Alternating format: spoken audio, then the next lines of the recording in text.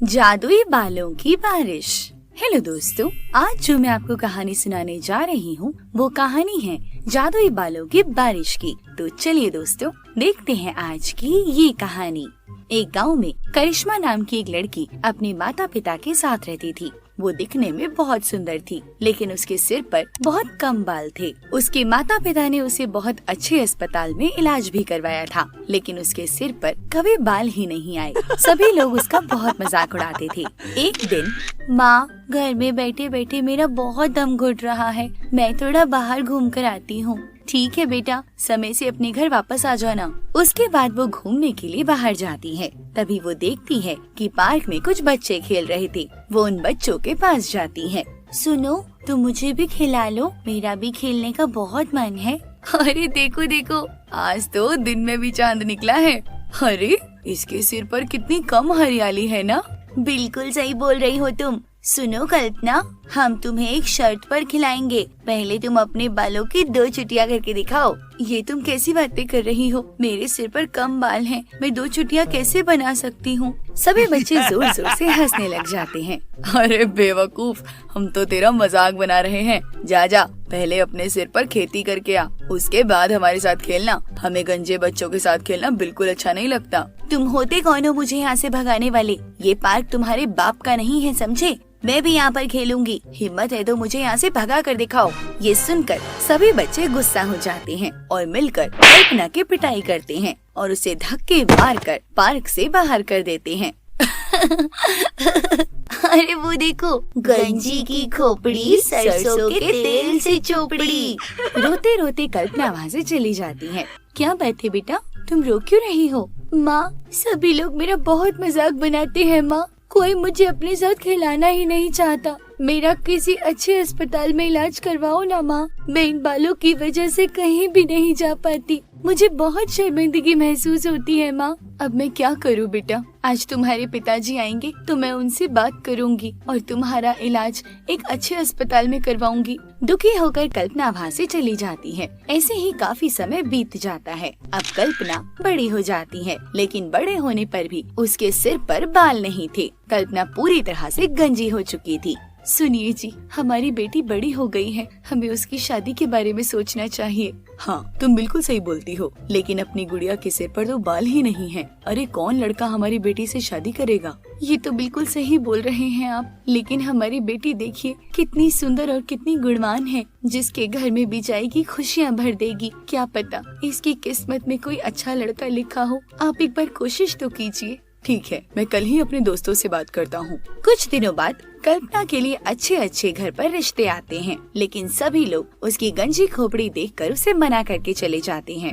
माँ, मैं इन रोज रोज के तानों से अब दुखी हो चुकी हूँ। मुझे नहीं करनी शादी माँ। अब मेरे लिए कोई भी रिश्ता मत देखिएगा। तू चिंता मत कर बेटा, तेरी किस्मत में जो लड़का होगा वो शायद अभी मिला ही नहीं है। जिस दिन वो मिल जाएगा उस दिन तेरी शादी भी हो जाएगी बेटी। तू थोड़ा सब्र कर। इसी तरह काफी दिन बीत जाते हैं। अब उनके माता पिता दुखी रहने लगे थे। एक दिन उसके चाचा चाची उसके घर आते हैं। क्या बात है बहन जी, इतनी परेशान क्यों हो?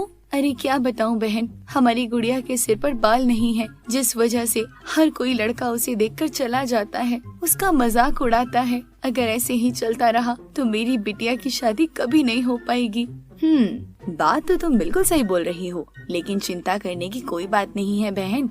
बहन जी, हमने भी सारी कोशिशें करके देख ली हैं, लेकिन बिटिया के बाल वापस ही नहीं आ रहे। मैंने बड़े से बड़े डॉक्टर को दिखाया है, महंगी से महंगी दवाइयाँ दिलवाई हैं, लेकिन अभी तक कोई फायदा नहीं हुआ बहन जी। अरे भाई साहब, हमारे पड़ोस में एक लड़की रहती है, वो भी कभी बहुत गंजी थी, लेकिन आज अच्छे घर में उसकी शादी हो गई है। अब वो अपने खूबसूरत बालों के साथ बहुत खुश रहती है। बहन जी, हमें भी कोई उपाय बताइए जिससे हमारी बिटिया को एक अच्छा जीवन साथी मिल जाए। अरे बहन जी, आप अपनी बिटिया को पार्लर लेके चलिए, मैं सब ठीक करवा दूंगी। उसके बाद कल्पना अपनी चाची और माँ के साथ पार्लर जाती है। पार्लर वाली उसके सिर पर एक सुंदर सी बालों की विग लगा देती है। विग लगाते ही कल्पना बहुत ही सुंदर लगने लगती है।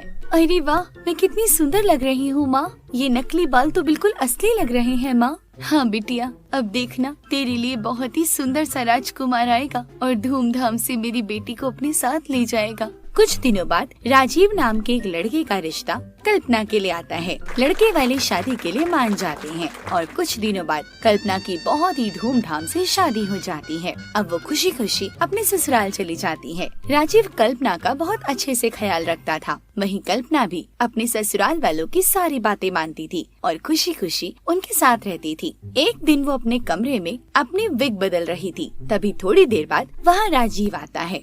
अरे ये नकली बाल किसके रखे हुए हैं? हे भगवान, ये तो कल्पना के हैं। थोड़ी देर बाद वहाँ पर कल्पना आती है। राजीव गंजी कल्पना को देखकर हैरान रह जाता है।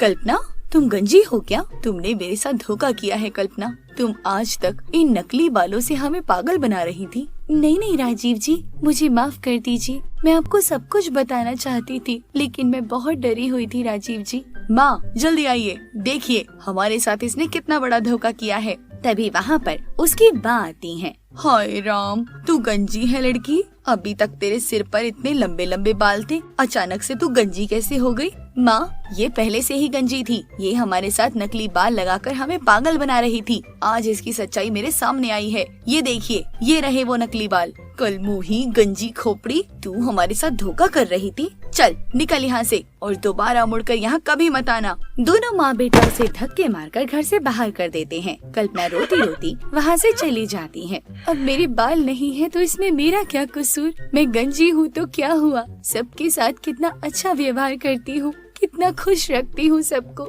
लेकिन सिर्फ मेरे गंजेपन की वजह से सब लोग मुझे बाहर कर देते हैं। हे भगवान, अब मैं कहाँ जाऊँगी? अगर अपने घर जाऊँगी तो माता पिता को फिर से परेशानी होगी। क्या करूँ, कुछ समझ नहीं आ रहा। कल्पना जोर जोर से रोने लग जाती है। ये सारी बातें उस जंगल की एक रानी सुन लेती है। अरे, ये लड़की तो बहुत परेशान लग रही है, मुझे इसकी मदद करनी चाहिए। जंगल की रानी कल्पना के सामने प्रकट होती है। कल्पना, मैंने तुम्हारी सारी बातें सुनी। तुम बहुत ही दुखी और परेशान हो, लेकिन मैं तुम्हारी सारी समस्याएं दूर कर सकती हूँ। क्या सच में दूर कर सकती हो? मेरे सिर पर बाल दे दीजिए, मैं आपका एहसान जिंदगी भर नहीं भूलूंगी। ठीक है, तुम 3 बार तालियां बजाओ, उसके बाद आसमान से जादुई बालों की बारिश होगी। कल्पना जोरदार 3 बार तालियां बजाती है। तालियां बजते ही आसमान से जादुई बालों की बारिश होने लगती है। एक जादुई बाल आकर कल्पना के सिर पर गिर जाते हैं और उसके सिर पर हमेशा के लिए सुंदर और घने बाल लग जाते हैं। ये देखकर कल्पना बहुत खुश हो जाती है। अरे वाह, आपका बहुत बहुत धन्यवाद रानी जी, आपने मेरी बहुत मदद की। उसके बाद वो अपने माता पिता के घर जाती है और अपने माता पिता को वो सारी बातें बताती है। माँ, अब मैं ससुराल कभी नहीं जाऊंगी, यहीं पर आपके पास रहूंगी माँ। थोड़ी देर बाद वहाँ पर राजीव आ जाता है और कल्पना से माफी मांगने लगता है। कल्पना, मुझे माफ कर दो, मैंने तुम्हें अपने घर से निकाल दिया, मुझे अपनी गलती का एहसास है। हाँ बेटा, मुझे भी माफ कर दे और अपने घर वापस चल। खुशी खुशी कल्पना उन दोनों को माफ कर देती है और हंसती खेलती अपने ससुराल चली जाती है। तो दोस्तों, इस कहानी से आपको क्या सीख मिली, हमें कमेंट सेक्शन में लिखकर जरूर बताएं।